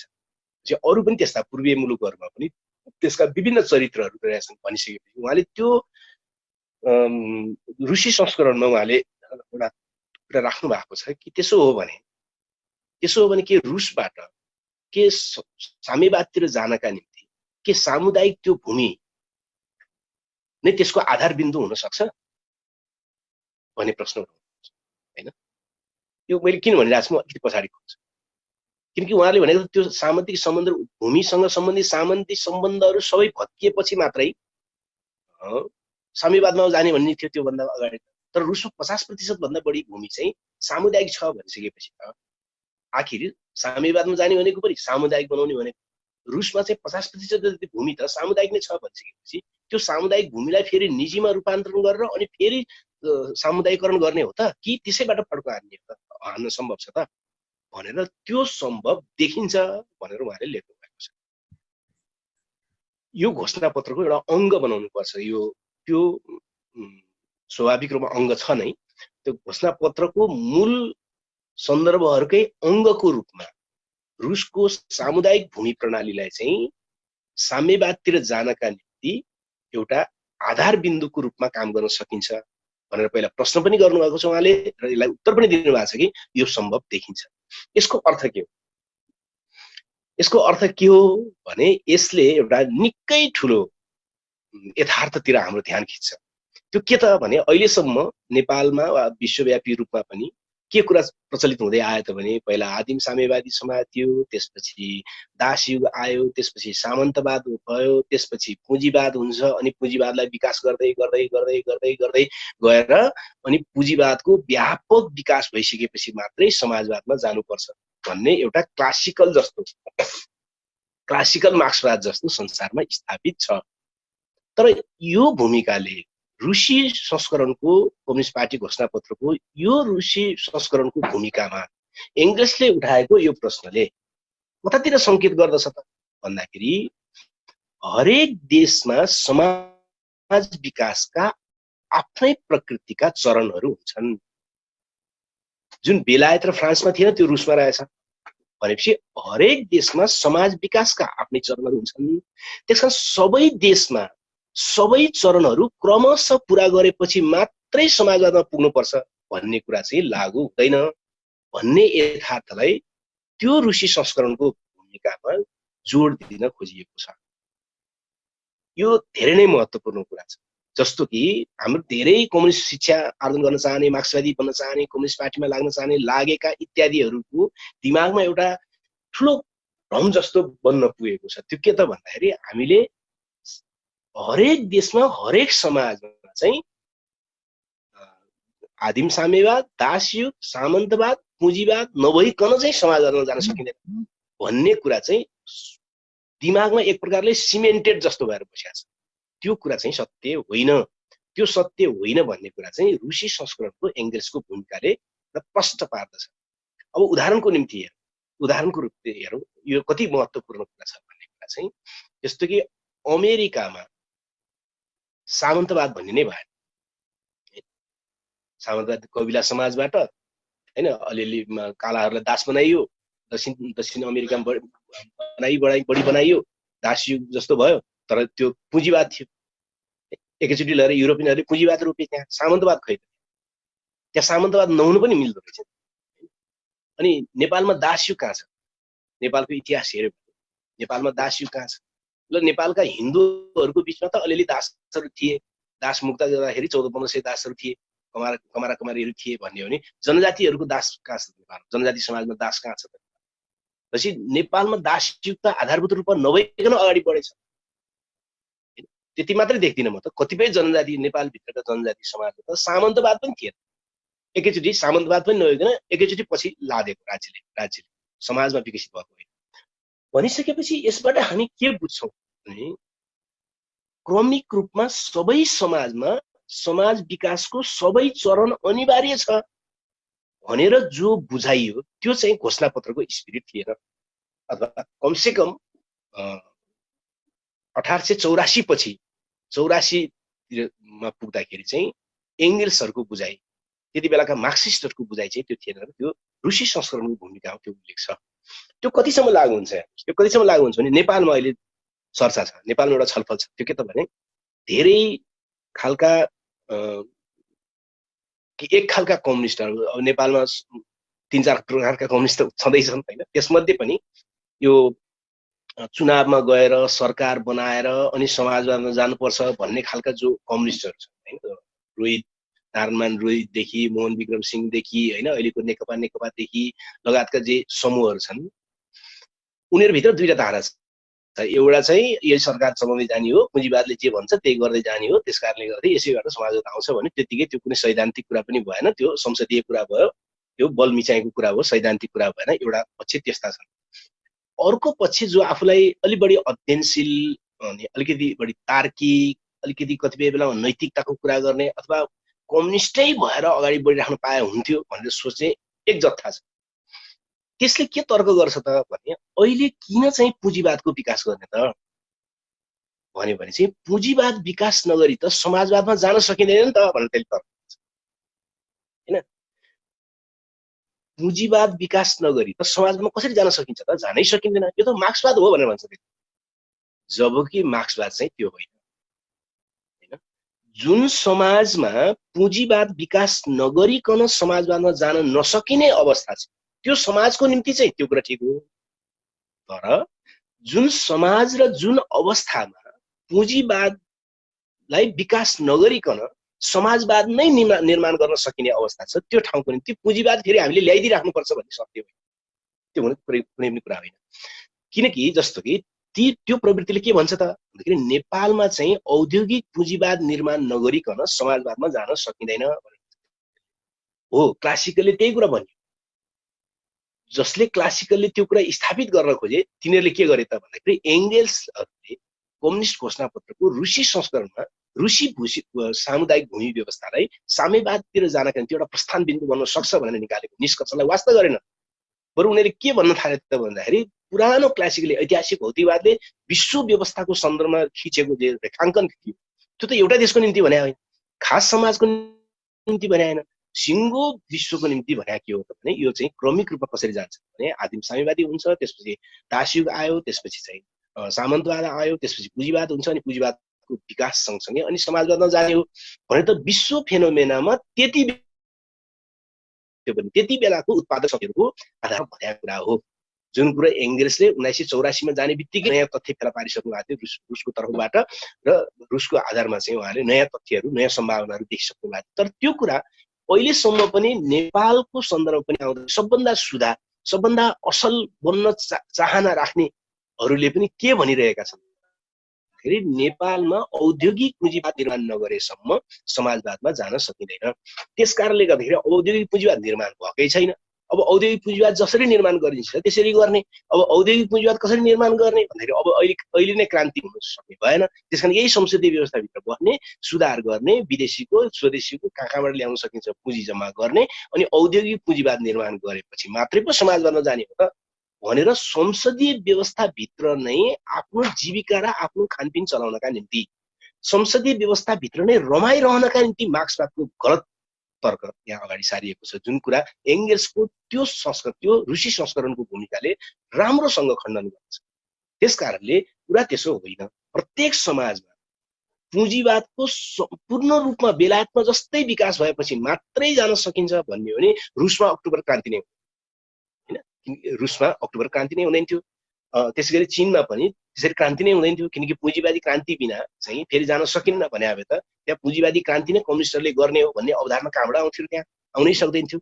त्यस कारणले गर्दाखेरि त्यो कुरा होइन। त्यसकारण यो म लामो भूमिका नबाँधिकन एकचोटि सबै साथीहरूलाई त्यही कुरा ध्यान दिन चाहन्छु कि मार्क्स एङ्गेल्सले चाहिँ आधारभूत ऐतिहासिकवादलाई समाज विकासको चरणमा लागू गर्नका निम्ति व्याख्या गर्नलाई जे गर्नुभयो त्यति मात्रै मार्क्सवाद हो भनेर जो बुझ्ने चलन छ त्यो कुरा होइन।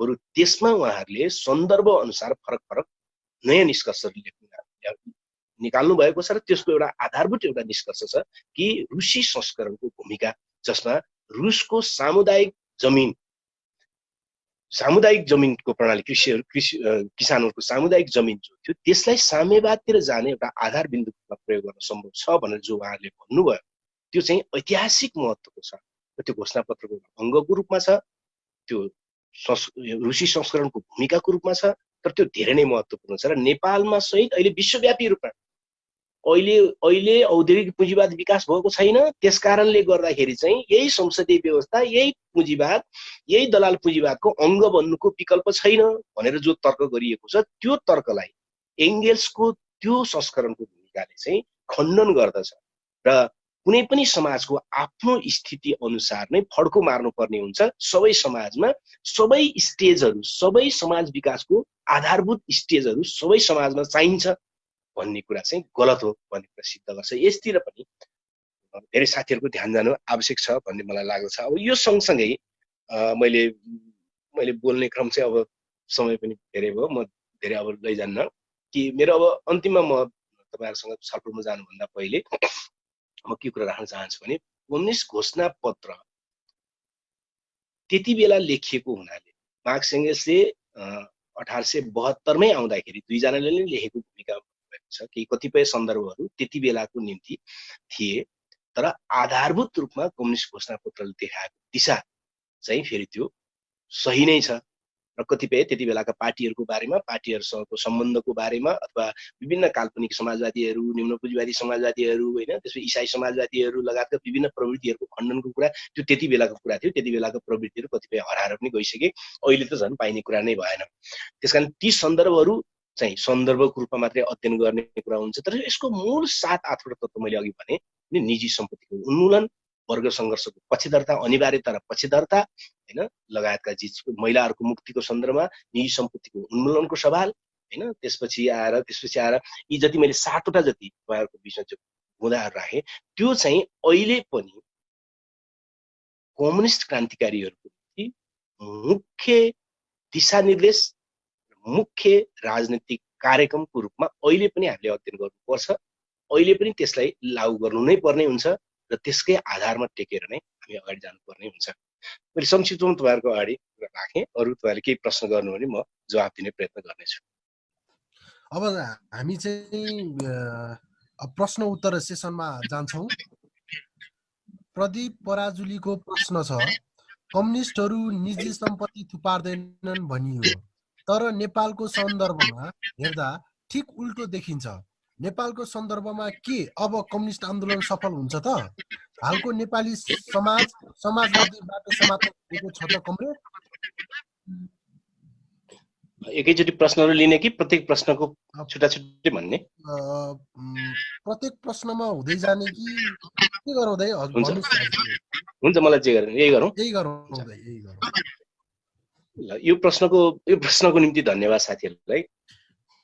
कम्युनिस्टहरूले सम्पत्ति थुपार्दैनन् तर नेपालमा चाहिँ उल्टो छ, यो बाटोमा चाहिँ समाजवादी बाटोमा जान्छ त भन्ने जुन छ। अब नेपालमा चाहिँ कम्युनिस्टहरू जो वास्तविक कम्युनिस्टहरू छन् थिए, उनीहरू सम्पत्ति थुपार्ने प्रक्रियामा आज पनि छैनन्, हिजो पनि थिएनन्। जो त्यो प्रक्रियाबाट अलग भए, जो कम्युनिस्ट पार्टीको नाम राखिराख्ने वा कम्युनिस्टको कुरा गरिराख्ने, कम्युनिस्टको नाममा चुनाव लडिराख्ने टाइपका कामहरू गरिराख्ने, तर वास्तविक काम चाहिँ पुँजीपति वर्गले जस्तो गर्छ त्यस्तै गरिराख्ने जो अर्को प्रवृत्ति पनि नेपालमा जन्मियो, जो क्रियाशील छ, अहिले सबभन्दा बढी क्रियाशील छ भनौँ न, त्यो प्रवृत्ति आधारभूत रूपमा कम्युनिस्ट नैतिकता र बाटोबाट च्युत भइसकेको हो। त्यसकारण त्यसले भनेको तरिकाबाट न कम्युनिस्ट आन्दोलन अगाडि जान्छ, न त्यसले भनेको तरिकाबाट चाहिँ न समाजवादी बाटोमा देश नै जान्छ, समाज नै जान्छ, त्यो बाटोबाट जाँदैन। त्यसकारण त्यो कम्युनिस्ट पार्टी, कम्युनिस्ट नैतिकता र कम्युनिस्ट राजनीतिबाट च्युत भइसकेको धारा हो, जसले सम्पत्ति पनि थुपार्दै जाने, निजी कलेज पनि खोल्दै जाने, बैंकमा ठुल्ठुलो लगानी पनि गर्दै जाने होइन, सहकारी र चाहिँ फाइनान्स पनि चलाउँदै जाने, दलालीका सबै धन्दा पनि गर्दै जाने, फेरि कम्युनिस्ट झन्डा पनि बोकिराख्ने भने चाहिँ त्यो चाहिँ कम्युनिस्ट पार्टीको आचरण पनि होइन, केही पनि होइन। त्यो कम्युनिस्ट भित्रबाट जन्मिएको एउटा गार्बेज प्रवृत्ति हो अथवा फोहोर मैला प्रवृत्ति मात्रै हो। कहिलेकाहीँ त्यो हावी पनि हुन्छ, कहिलेकाहीँ त्यो कमजोर पनि हुन्छ। त्यो बाटोबाट अगाडि बढेर चाहिँ समाजवाद वा कम्युनिस्ट आन्दोलन अगाडि जाँदैन वास्तविक कम्युनिस्ट आन्दोलनको प्रक्रिया वास्तविक समाजवादीहरूले वास्तविक कम्युनिस्टहरूले सुरु गर्नुपर्ने हुन्छ। त्यो प्रवृत्ति हिजो पनि थियो, त्यो वास्तविक कम्युनिस्ट प्रवृत्ति त्यो आज पनि छ। कहिले त्यो सानो हुन्छ, कहिले त्यो ठुलो हुन्छ, मात्रै को प्रश्न। प्रमोद धितालले प्रश्न गर्नुहुन्छ, शान्तिपूर्ण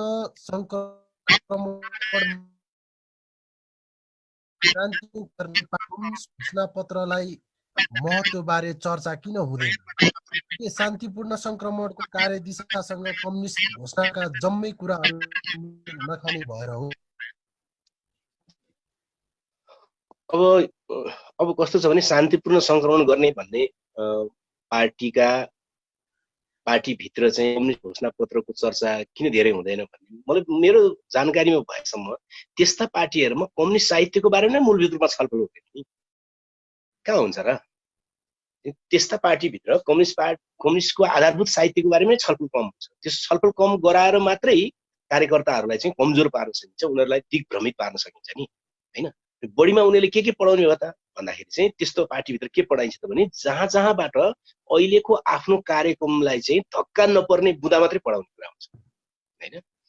अहिलेको धक्का नपर्ने बुँदाहरू मात्रै पढाउनु पर्ने हुन्छ।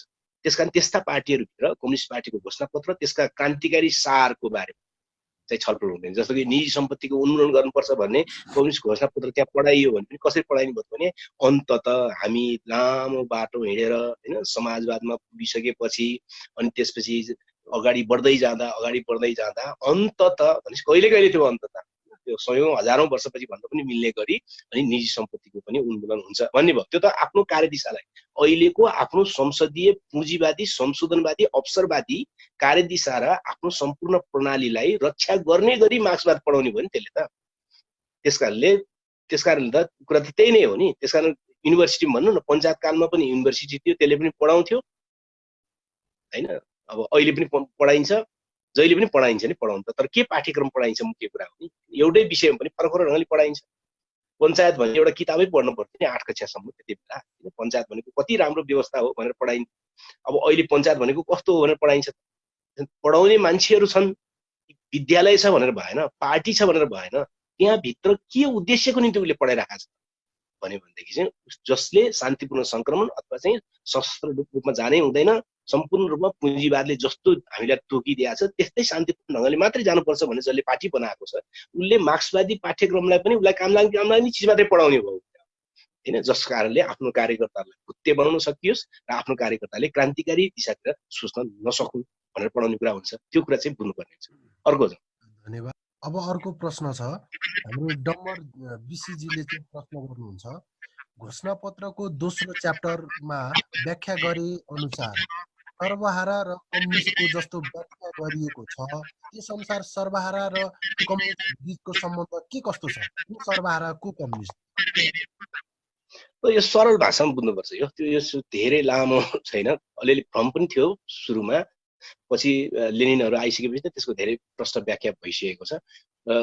घोषणापत्रमै कतिपय घोषणापत्रमा चाहिँ एङ्गेल्ससँग भएको केही प्रश्न उत्तरको कपी पनि टाँसेर प्रकाशित गर्ने चलन थियो। त्यो टाँसेर प्रकाशित गरेको खण्ड प्रश्नोत्तर हेर्नुभयो भने पनि त्यहाँ स्पष्ट हुन्छ, त्यहाँ एङ्गेल्सले स्पष्ट पार्नु भएको छ। त्यो खण्ड भएको त्यो सबै संस्करणमा पाइँदैन, केही संस्करणमा टाँसेर पनि प्रकाशित गर्ने गरेको थियो। भनेको चाहिँ के हो भने सर्वहारा वर्ग भनेको चाहिँ मजदुर वर्ग भने हो। मजदुर वर्ग भनेको चाहिँ कुन चाहिँ श्रमिकलाई मात्रै भने हो। बरु श्रमिक त सबै समुदायमा थिए, सबै इतिहासमा थिए, दासहरू पनि श्रमिक नै हुन् हैन। त्यसपछि सामन्तवाद अन्तर्गतको भूदास किसान मोही किसान पनि श्रमिक नै हो। तर मजदुर वा सर्वहारा वर्ग भनेर जेलाई भनियो त्यो चाहिँ सामन्ती वा अरू खालका बन्धनहरूबाट मुक्त र ज्यालादारीमा काम गर्ने हैन, ज्यालादारी श्रम गर्ने भनौँ न, निश्चित घण्टा काम गरे बापत निश्चित ज्याला पाउने मजदुर श्रमिकलाई मजदुर र सर्वहारा भन्न थालियो। तिनीहरूको समूहलाई सर्वहारा वर्ग भनियो हैन। त्यो अब किनकि भूदास किसानले त निश्चित ज्याला पाउने भन्ने त हुँदैन थियो, त्यसरी दासले त स्वतन्त्रै हुन पाउँदैन थियो। त्यस कारण अरू सबै श्रमिकहरू भन्दा मजदुर वर्ग अथवा पुँजीवादले निर्माण गरेको पुँजीवादको गर्भबाट जन्मिएको मजदुर वर्ग चाहिँ फरक थियो। त्यसलाई नयाँ नाम दियो मजदुर वर्ग अथवा सर्वहारा वर्ग। अब कम्युनिस्ट भने चाहिँ के हो त भने चाहिँ कम्युनिस्ट भनेको चाहिँ त्यो सर्वहारा वर्गको मुक्तिको निम्ति वैचारिक रूपमा नेतृत्व गर्ने समूह भने, वैचारिक रूपमा नेतृत्व गर्ने व्यक्ति वा समूह भने। सरल भाषामा बुझ्दाखेरि हरेक उसको उत्पादन गर्नुको कारण, हरेक प्रभाव आफ्नो श्रम प्रक्रियाको कारणले हैन ज्यालादारी श्रम गर्नुपर्ने भएको हुनाले हुन्छ, तर ऊ कम्युनिस्ट हुँदैन हैन। मजदुर हुने बित्तिकै कम्युनिस्ट हुँदैन। किन हुँदैन त भने कम्युनिस्ट हुनका निम्ति चाहिँ मजदुर वर्गको मुक्ति र मजदुर वर्गको मुक्तिपछि मात्रै निजी सम्पत्तिको उन्मूलन गर्ने बाटो लागेर सिंगै मानव जातिको मुक्ति गर्न सकिन्छ भन्ने विचार चाहिँ प्रत्येक मजदुरले बोक्छ भन्ने छैन, बोकिसकेको हुँदैन हैन। त्यसकारणले त्यो विचार सहितको जमात, त्यो विचार सहितको व्यक्ति चाहिँ कम्युनिस्ट भयो हैन। त्यो विचार नबोके पनि मजदुर हुन सक्छ हैन, मजदुरको हात बल भयो मूलतः। तर कम्युनिस्ट भनेको चाहिँ वैचारिक मानव समूह भयो। त्यसकारणले कम्युनिस्टलाई के भनेको मजदुरहरूबाट विकसित भएर पनि कम्युनिस्ट बन्न सक्ने भए हैन, अरू वर्गहरूबाट विकसित भएर पनि कम्युनिस्ट बन्न सक्ने भए। तर त्यसकारणले कम्युनिस्ट भनेको चाहिँ अग्रदस्ता हो अथवा मजदुर वर्गको पनि विचारको रूपमा सबभन्दा अगाडि बढेको तबका त्यो चाहिँ कम्युनिस्ट हो हैन। वर्गीय रूपमा ज्यालादारी श्रम बेच्नुपर्ने अवस्थामा पुगेको मानिस चाहिँ मजदुर हो, सर्वहारा। यति फरक हो यसको। अर्को समीर हुमागाईजीले प्रश्न गर्नुहुन्छ, पुँजीवादी अर्थतन्त्रमा आउने महासङ्कट जुन 60-80 वर्षमा आउने भनेर मार्क्सले भनेका थिए, 1940 पछि आज ठिक 80 वर्ष भएको छ र कोभिड-19 को कारण विश्व अर्थतन्त्र नै धराशायी बन्ने आकलन भइराखेको छ। के अहिलेको परिस्थिति चाहिँ मार्क्सले उद्धृत गरेको सङ्कट हो? मार्क्सले इंगित गरेको सङ्कट भनेको चाहिँ पुँजीवादको नाफा, अति उत्पादन, बेरोजगारी अनि मन्दी भने हो त्यो हैन। त्यो अर्को प्रक्रिया हो। यो महामारीबाट निस्केको भनेको मन्दी भनेको चाहिँ फेरि अलि फरक कुरा हो। महामारीबाट निस्किने प्रक्रिया भने चाहिँ आर्थिक गतिविधि सबै बन्द हुने, त्यसकारणले मन्दी सुरु हुने अनि त्यहाँबाट बेरोजगारी सुरु हुने भनेको हो। त्यसकारणले पुँजीवादको अनिवार्य अन्तर्गर्भबाट जन्मिने सङ्कट र महामारीको सङ्कटबाट जन्मिने कुरा चाहिँ ठ्याक्कै एउटै त होइन, तर त्यसले त्यतातिर लान पनि सक्छ। तर ध्यान दिनुपर्ने कुरा के छ यस सन्दर्भमा कि मार्क्सको अध्ययन अनुसार अथवा छलफल अनुसार चाहिँ 10-15 वर्षमा चाहिँ सङ्कट आउँछ, 20-30 वर्षमा चाहिँ सङ्कट आउँछ, 30-35 वर्षमा चाहिँ टार्नै नसक्ने खालको गहिरो सङ्कट आउँछ र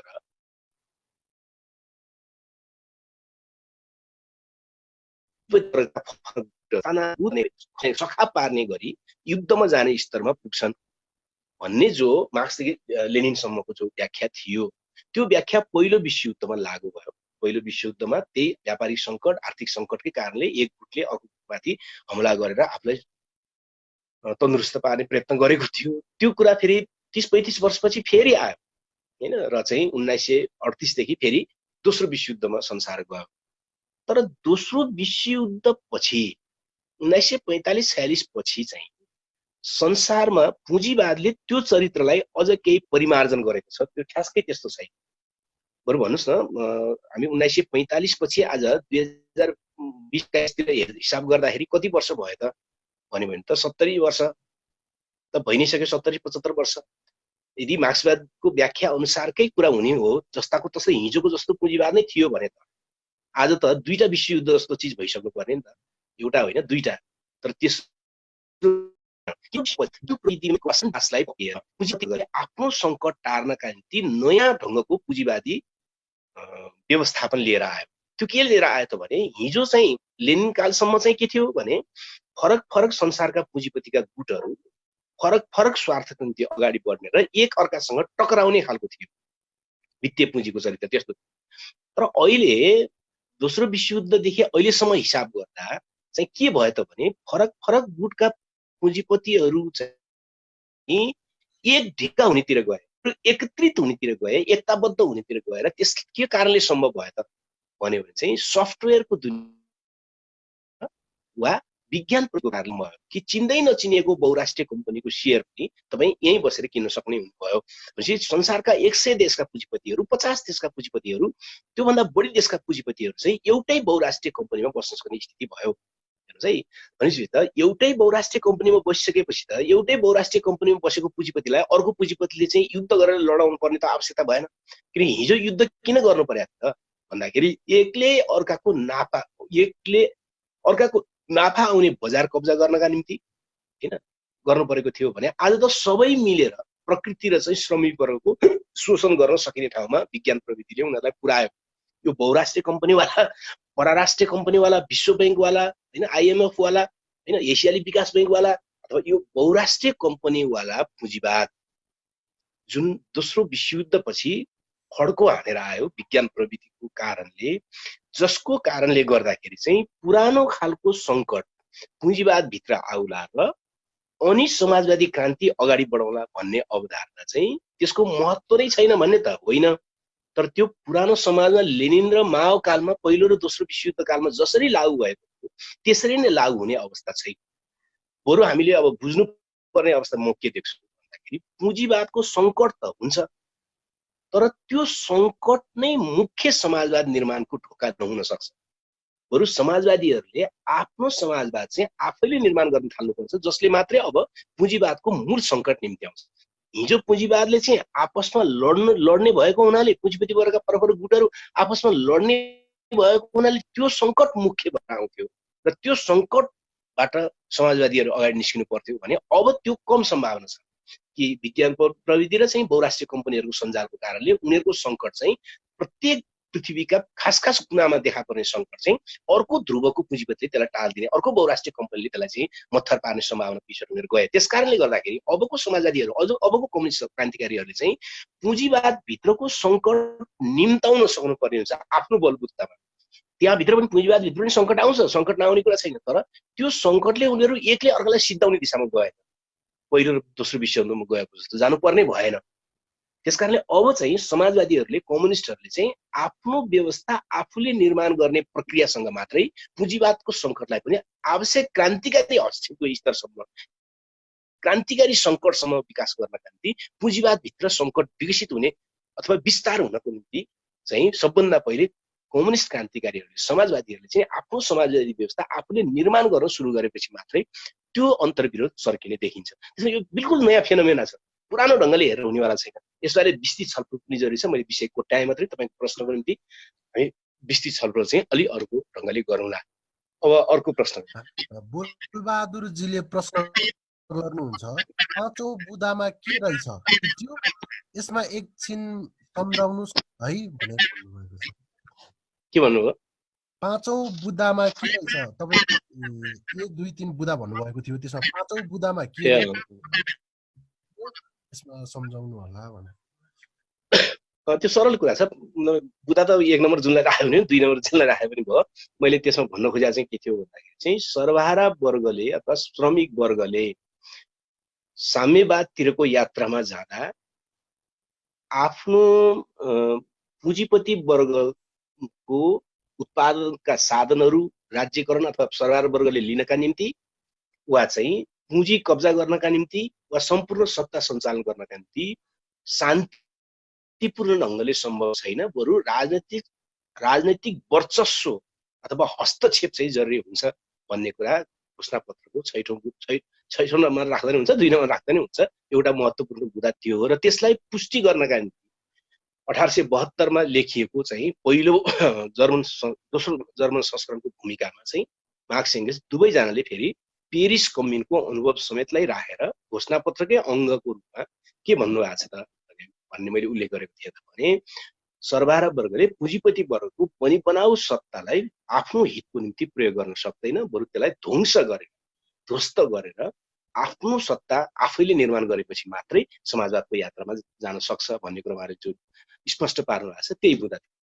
अर्को प्रश्न गर्नुहुन्छ, मिलन चौहानजीले प्रश्न गर्नुहुन्छ, लामो प्रश्न छ। प्रश्न कतिवटा हुन्छ? कम्युनिस्ट मेनिफेस्टोमा लेखिएको छ, पुँजीवादीहरू सङ्कटको बेला आफ्नै सामाजिक धरोहर र व्यवस्थाबाट अहिलेको कोरोना क्राइसिसको बेला केही पुँजीवादी देशको उदाहरण हेरेर यसलाई बुझ्नु कति उपयुक्त हुन्छ? मैले पहिलो वाक्य बुझिन। कम्युनिस्ट मेनिफेस्टोमा लेखिएको छ, पुँजीवादीहरू सङ्कटको बेला आफ्नै सामाजिक धरोहर र व्यवस्थाबाट असुरक्षित हुन्छन्। अहिलेको कोरोना क्राइसिसको बेला केही पुँजीवादी देशको उदाहरण हेरेर यसलाई बुझ्नु कतिको उपयुक्त हुन्छ?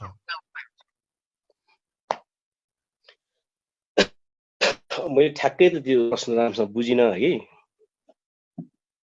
फेरि एकचोटि भन्नु त बुझ्छु। कम्युनिस्ट मेनिफेस्टोमा लेखिएको छ, पुँजीवादीहरू सङ्कटको बेला आफ्नै सामाजिक धरोहर र व्यवस्थाबाट असुरक्षित हुन्छन्। अहिलेको कोरोना क्राइसिसको बेला केही पुँजीवादी देशको उदाहरण हेरेर यसलाई बुझ्नु कतिको उपयुक्त हुन्छ?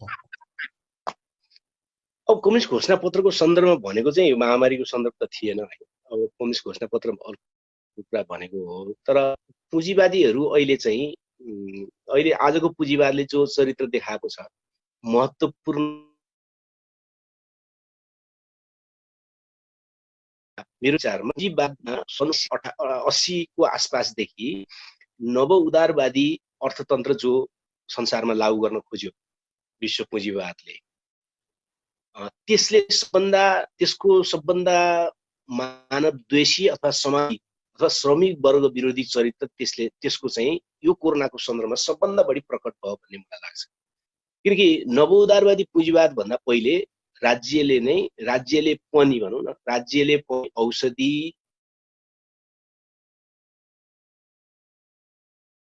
प्रतिष्ठानहरू विभिन्न राज्य अन्तर्गत पनि क्रियाशील हुने गरी चलाउने चलन थियो।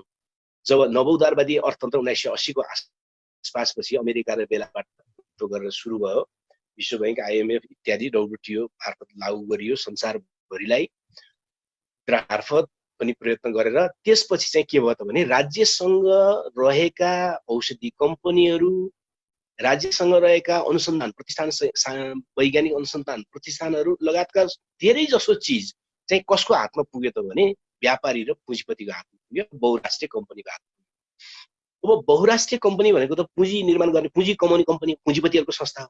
अब यो भाइरस लगायतका, महामारी लगायतका चिजहरू भने त भविष्यको कुरा हो हैन। भविष्यमा यस्तो आउन नि सक्छ भनेर चाहिँ अहिले नै पुँजीपतिले लगानी गर्छ त, किन गर्ने हैन। पुँजीपतिले त अहिले जे नाफा हुन्छ त्यसको निम्ति अहिले सबभन्दा बढी लगानी गर्छ उसले त। अब भविष्यमा कुन खालको अनिष्ट आउला भनेर अहिलेदेखि लगानी गर्ने बहुराष्ट्रिय कम्पनी त हुनेवाला छैन। अनि ती बहुराष्ट्रिय कम्पनीको हातमा चाहिँ अनुसन्धानका ठुला ठुला प्रतिष्ठानहरू, औषधि कम्पनीहरू लगायतका पुगेको हुनाले पनि हैन, यस प्रकारका भाइरसहरू आउन सक्ने विषयमा जति लगानी हुनु पर्थ्यो, जति अनुसन्धान हुनु पर्थ्यो, त्यो चाहिँ हुन सकेन। र जसको कारणले गर्दाखेरि चाहिँ आजको पुँजीवाद चाहिँ एकदम हेरे हुने अवस्थामा, हायलकाल हुने अवस्थामा पुगेको म देख्दछु। त्यसकारण यो सङ्कटलाई चाहिँ नवोदारवादी पुँजीवादको सबभन्दा मानवदेशी र सबभन्दा समाज विरोधी चरित्र कहाँनिर लुकेको रहेछ त भनेर बुझ्नको निम्ति अध्ययन गर्न सबभन्दा बढी फाइदा हुन्छ कि भन्ने मलाई लाग्छ। एउटा भालाजीले चाहिँ प्रश्न गर्नुभएको छ, हजुरले सुरु गर्नुभएको वैज्ञानिक समाजवादी पार्टीको आवश्यकता किन? त्यति हो। हजुर हजुर होइन, अब यसको बारेमा त अलि छलफल गर्नुपर्छ होला। म दुईटा मुद्दा मात्रै तपाईँहरूको बिचमा राख्न चाहन्छु। त्यो के त भने म दुईटा प्रश्न तपाईँहरूसँग नै राखेपछि अनि म त्यसको उत्तरमा जान चाहन्छु। पहिलो चाहिँ 1917बाट सुरु भएको कम्युनिस्ट क्रान्ति 1959 को क्युबाको क्रान्तिसम्म पुग्दा मोटामोटी 50 वर्ष हिसाब गरौँ। त्यो 50 वर्षसम्म संसारभरि क्रान्ति नै क्रान्तिको लहर छ। अथवा बितेको 100 वर्षलाई दुई फ्याक पारेर हेर्यो भने पहिलो 50 वर्ष 1917 देखि 1959 सम्मको क्रान्ति नै क्रान्ति छ। कम्युनिस्ट क्रान्ति भन्नुस् वा स्वतन्त्रता संग्राम भन्नुस् वा उपनिवेशवाद विरुद्ध सङ्घर्ष भन्नुस्, जे भन्नुस्। तर 1959 पछि अर्को 50 वर्ष अहिलेको 2020 सम्म हेर्यो भने चाहिँ प्रतिक्रान्ति मात्रै मुख्य प्रवृत्ति छ। यस्तो किन छ? यसको उत्तर नदिकन कम्युनिस्टको साइनबोर्ड मात्रै झुन्ड्याएर कम्युनिस्ट आन्दोलन चलाउँछु भन्नु हास्यास्पद हुन सक्दैन। त्यसको उत्तर दिन सक्नु होइन, किनकि 1848 मा घोषणापत्र आएपछि 1900 सम्म पनि विश्वमा मार्क्स एंगल्सले भने जस्तो क्रान्ति अगाडि नबढेपछि नै लेनिनहरूले नयाँ थेसिस ल्याउनु परेको हो र लेनिनहरूको नयाँ युगको व्याख्या सहितको नयाँ थेसिस ल्याएपछि मात्रै क्रान्तिको नयाँ चरित्र अगाडि आयो।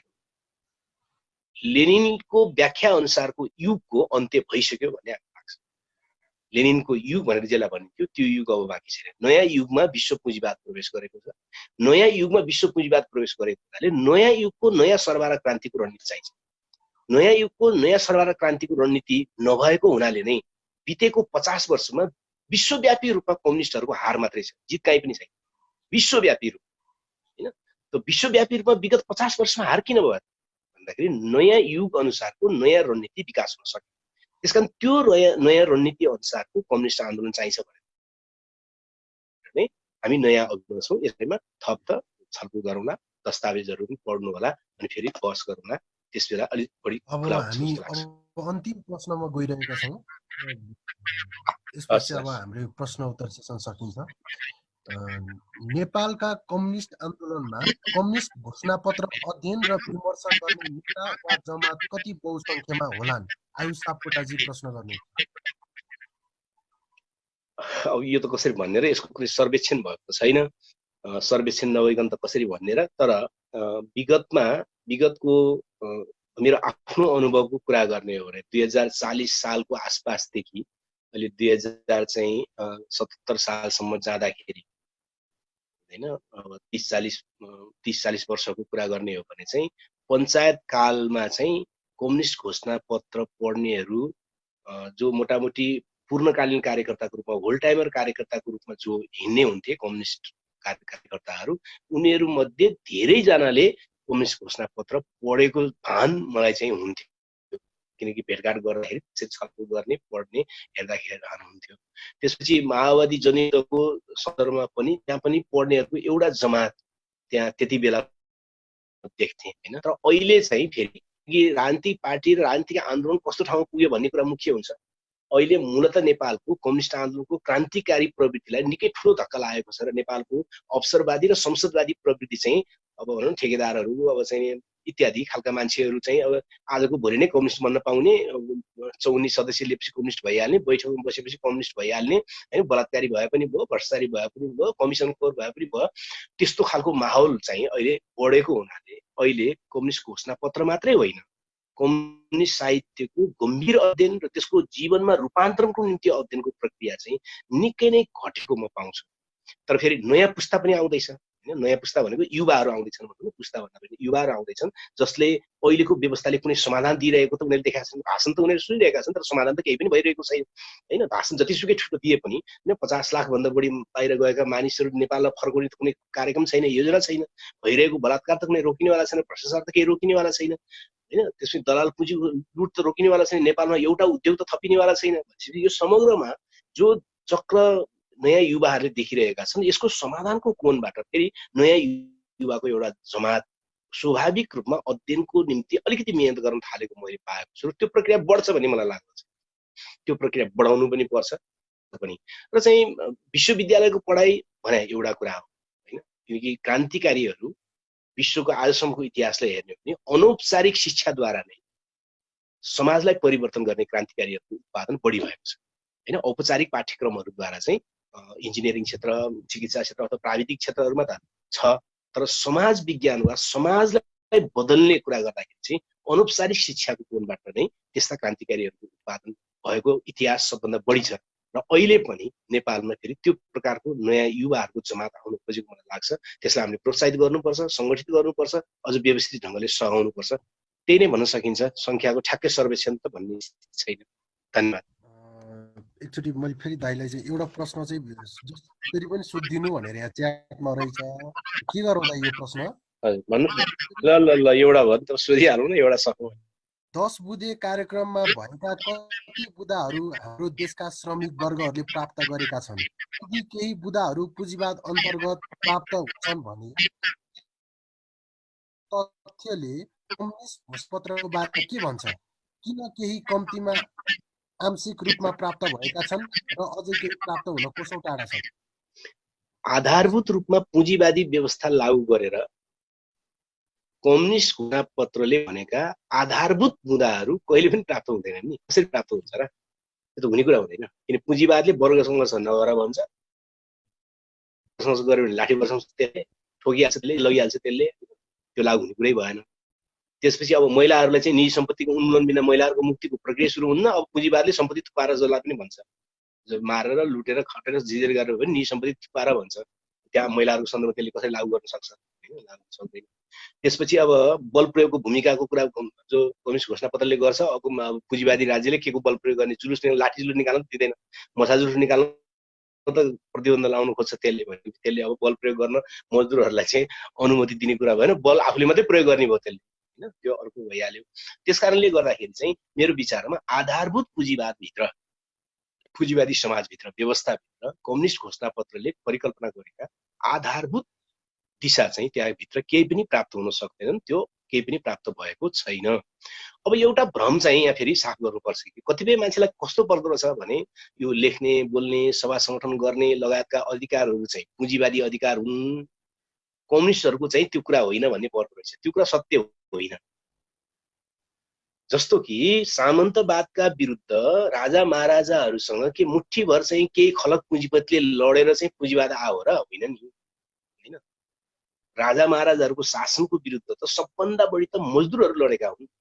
फाइदा यति भयो कि त्यसको फाइदा चाहिँ पुँजीपति वर्गले उठाएर, पुँजीपतिले उठायो, त्यो अर्कै कुरा हो। त्यसकारणले सामन्तवादका विरुद्ध लडेर जति पनि अधिकार छन्, होइन, जस्तो कि लेख्ने, बोल्ने, सभा सङ्गठन गर्ने सम्पूर्ण अधिकारहरू छ, ती पुँजीवादीको मात्रै होइनन्, त्यो पुँजीवादी अधिकारहरू मात्रै हो। त्यो कम्युनिस्टहरूले, मजदुर वर्गले पनि लडेर ल्याएका अधिकार हुनाले ती अधिकारहरूलाई फेरि हामीले पुँजीपति वर्गको अधिकार भनेर बुझ्नु हुँदैन। त्यो कम्युनिस्टहरूको पनि अधिकार हो, त्यो मजदुर वर्गको पनि अधिकार हो।